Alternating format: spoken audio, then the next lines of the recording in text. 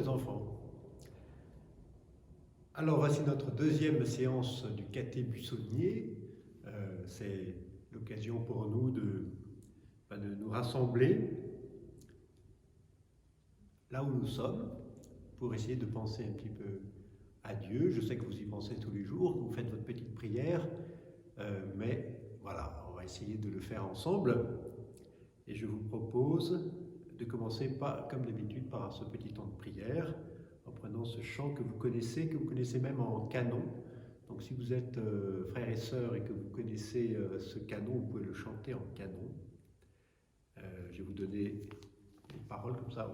Au pire,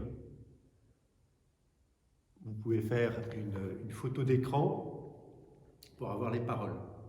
Sinon, vous le trouvez sur Internet. Viens Seigneur, car notre cœur est sans repos, tant qu'il demeure loin de toi. Viens Seigneur, car notre cœur est sans repos, tant qu'il demeure loin de toi. Je dors, mais mon cœur veille, et j'entends le Seigneur qui m'appelle. Je dors, mais mon cœur veille, et j'entends le Seigneur qui m'appelle. Viens Seigneur, car notre cœur est sans repos, tant qu'il demeure loin de toi. Viens Seigneur, car notre cœur est sans repos, tant qu'il demeure loin de toi. Ouvre-moi, car je me tiens à la porte et je frappe. Ouvre-moi, car je me tiens à la porte et je frappe.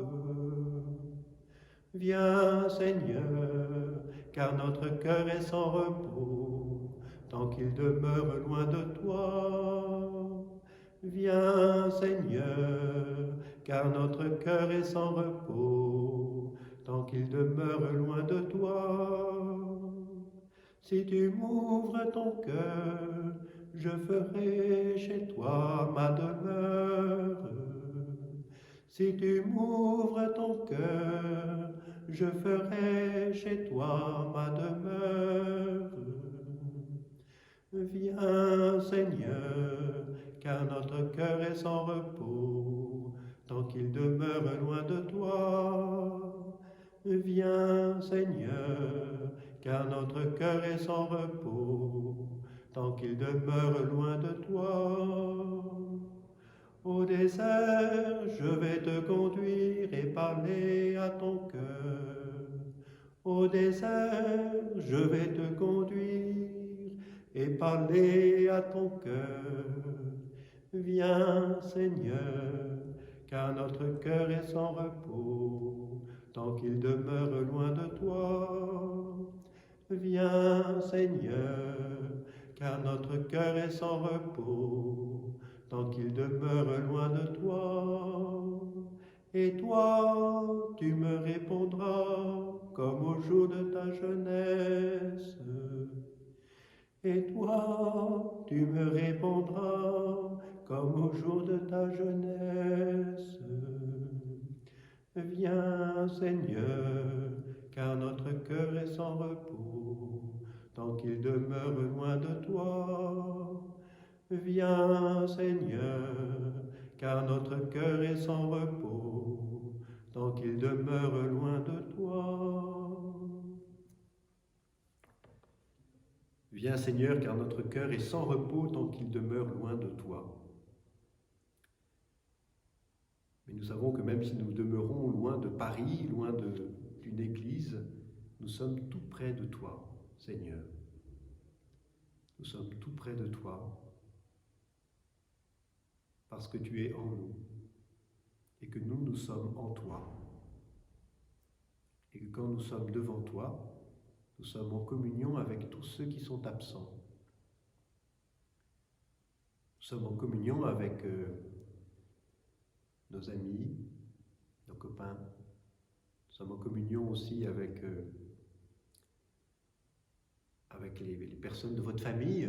Peut-être certains sont malades. Nous pouvons prier pour eux.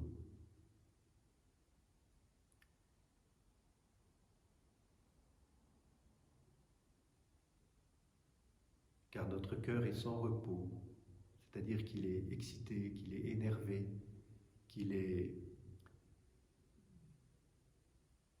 même agressif parfois, tant qu'il demeure loin de toi, Seigneur. Voilà. Alors essayons de penser à quelqu'un que l'on aime bien et pour qui on voudrait prier. Voilà. Au nom du Père et du Fils et du Saint-Esprit. Amen. Voilà pour la prière. Alors, une petite chose.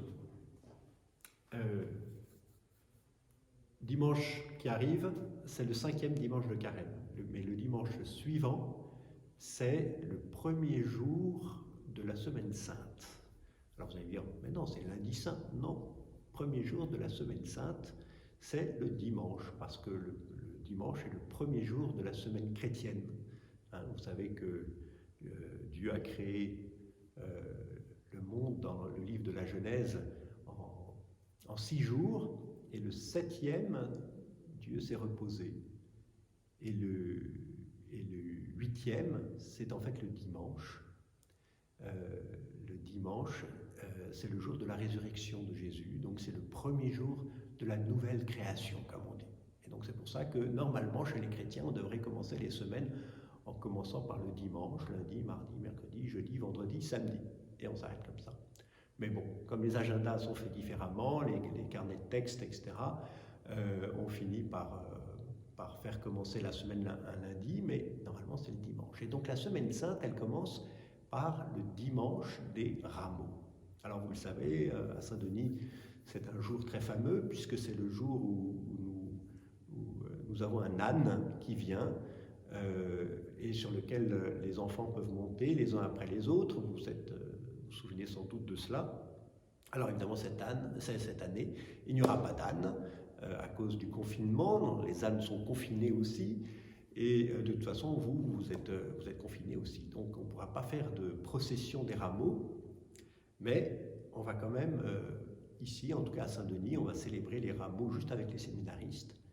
Et il n'y aura pas de rameaux, mais on va vous bénir quand même. Et alors, vous savez, c'est un dimanche un peu spécial parce que on commence la procession devant la mairie, là, dans le parc du Temple. Et ici, on lit un premier évangile. Et c'est un évangile qui est joyeux. C'est un évangile où on voit Jésus qui rentre sous le cri, sous les acclamations de toute la foule qui disent « Oui, ça y est, nous avons compris que c'est le Messie, nous allons l'accueillir dans la joie, dans l'allégresse, et puis ils mettent leurs vêtements sur ses pas pour qu'il puisse marcher un petit peu comme sur un tapis rouge, comme il y a à Cannes. Vous savez, les stars se mettent sur des tapis rouges. Et ben, là, à l'époque, on mettait les vêtements et des palmes pour adoucir le pas de Jésus qui arrivait à Jérusalem. Alors, ce premier évangile qu'on lit dans le jardin devant la mairie, normalement, la mairie du 3e, eh bien, c'est un évangile de joie, d'allégresse. Et puis, on fait notre procession, on arrive devant l'église Saint-Denis, et puis là, moi, je bénis les rameaux, hein, et puis ensuite, on entre sous un chant, aussi un chant de joie, voilà, il y a plein de chants comme ça qui permettent de rentrer en procession. On entre dans l'église et puis on commence la messe, mais au lieu de la commencer au début comme d'habitude, on commence tout de suite par les lectures. On ne fait pas de Seigneur prends pitié, on ne fait pas de Gloria, on ne fait pas de... Directement la première lecture. Ensuite le psaume, deuxième lecture, et puis l'évangile. Et alors quel évangile ? Ça, c'est un évangile très long. C'est l'évangile de la passion, l'évangile de la mort de Jésus. Alors, c'est assez long et on le fait souvent à 4 voix. Il y a plusieurs lecteurs et généralement, c'est le prêtre qui fait Jésus. Et ensuite, il y a un prêtre, il y a un lecteur qui fait la foule, un lecteur qui fait Saint-Pierre, un lecteur qui fait... voilà, etc. Bref. Et c'est un évangile à plusieurs voix. Et donc je vous parle de ce dimanche des rameaux, je vous parlerai la prochaine fois des autres jours de la Semaine Sainte. pour nous faire comprendre que dans notre relation à Jésus, il y a des moments de joie, des moments où on fait la fête avec Dieu, la confirmation, le jour de votre première communion, le jour de la confession. C'est un moment de joie, c'est un moment où on peut ressentir en nous la joie de la présence de Dieu. Et puis, il y a des moments plus dramatiques, voilà, dans l'Évangile, qui est le moment où Jésus, qui est innocent, est traduit comme un criminel devant le grand prêtre, devant Pilate, et voilà.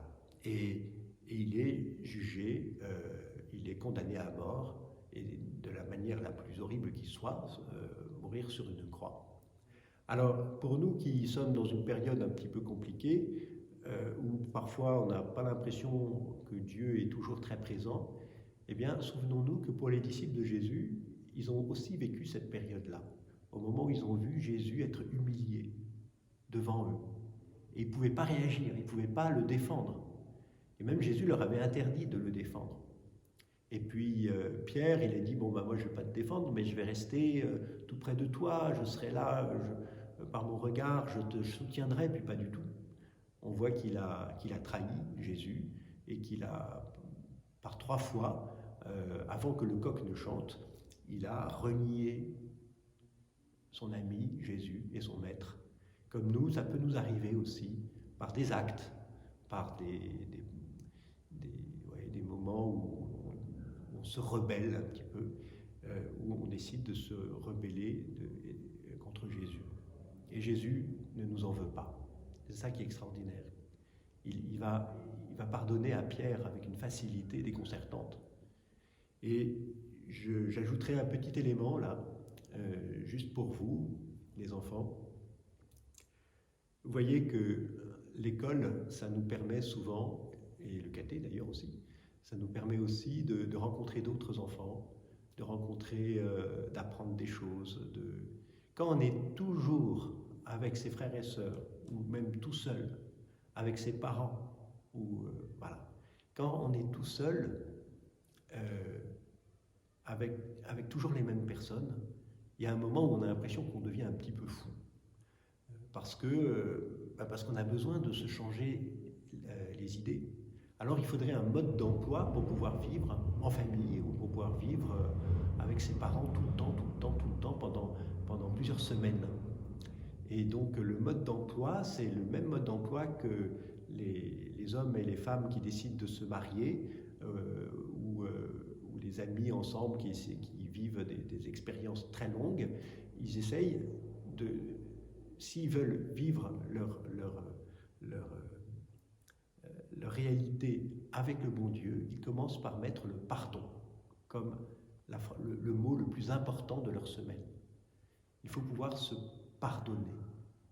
Alors on peut dire, oui, mais si mon petit frère m'énerve pour la 50e fois, ben Jésus il dit, mais même si ton frère t'énerve ou pêche contre toi 70 fois 7 fois, tu lui pardonneras. Et 70 fois 7 fois, c'est pas 149 fois, c'est 190 fois, pardon. Bon, vous ferez le calcul, voilà. 490 fois, voilà. Ce n'est pas 490 fois. Ça veut dire une infinité, parce que le chiffre 7, c'est le chiffre de l'infini. Donc, vous n'hésitez pas à vous dire que vous aurez à pardonner.